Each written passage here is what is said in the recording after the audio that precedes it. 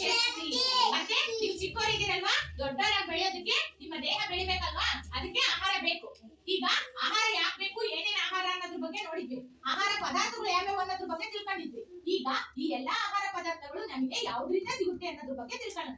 ನೋಡಿ, ಈ ಚಿತ್ರದಲ್ಲಿ ಇದೆಯಲ್ಲ, ಕಾಳುಗಳು ಮತ್ತೆ ಧಾನ್ಯಗಳು. ಇವು ಯಾವ್ದ್ರಿಂದ ಸಿಗ್ತಾವೆ ನಮ್ಗೆ?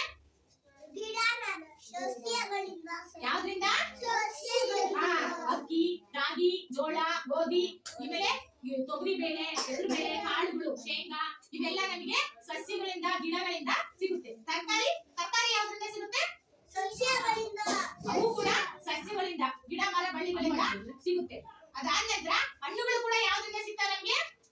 ಗಿಡ ಮರಗಳಿಂದ ಕೂಡ ನಮ್ಗೆ ಹಣ್ಣುಗಳು ಸಿಗ್ತವೆ. ಆದ್ರೆ ನೋಡಿ, ಇಲ್ಲಿ ಹಾಲು, ಮೊಸರು, ಬೆಣ್ಣೆ, ತುಪ್ಪ ಕಾಣಿಸ್ತಾ ಇದೆಯಾ?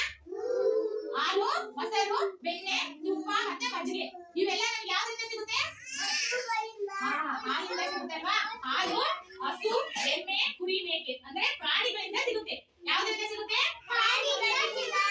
ಅದೇ ತರ ನೋಡಿ, ಈ ಚಿತ್ರದಲ್ಲಿದೆ ಮೀನು, ಕುರಿ ಮಾಂಸ, ಕೋಳಿ ಮಾಂಸ, ಮೊಟ್ಟೆ, ಇವು ಕೂಡ ಪ್ರಾಣಿಗಳಿಂದ ಸಿಗುತ್ತೆ ನಮ್ಗೆ.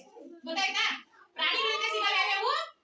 ಮೀನು ಮತ್ತೆ ಕುರಿ ಮಾಂಸ ಮತ್ತೆ ಕೋಳಿ ಮಾಂಸ, ಮೊಟ್ಟೆ, ಇವು ಪ್ರಾಣಿಗಳಿಂದ ಸಿಗುತ್ತೆ. ಮತ್ತೆ ಇದು ಹಾಲು, ಮೊಸರು, ಬೆಣ್ಣೆ, ಇವು ಯಾವ್ದ್ರಿಂದ ಸಿಗ್ತವೆ? ಅಲ್ಲ, ಹಾಲು, ಮೊಸರು, ಬೆಣ್ಣೆ ಇದೆಲ್ಲ ಯಾವ್ದ್ರಿಂದ ಸಿಗುತ್ತೆ ನಮ್ಗೆ?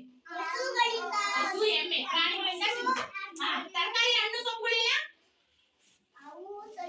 ಸಸ್ಯಗಳಿಂದ ಸಿಗ್ತವೆ. ಹಾಗಾದ್ರೆ ನಾವು ಸೇರಿಸುವಂತ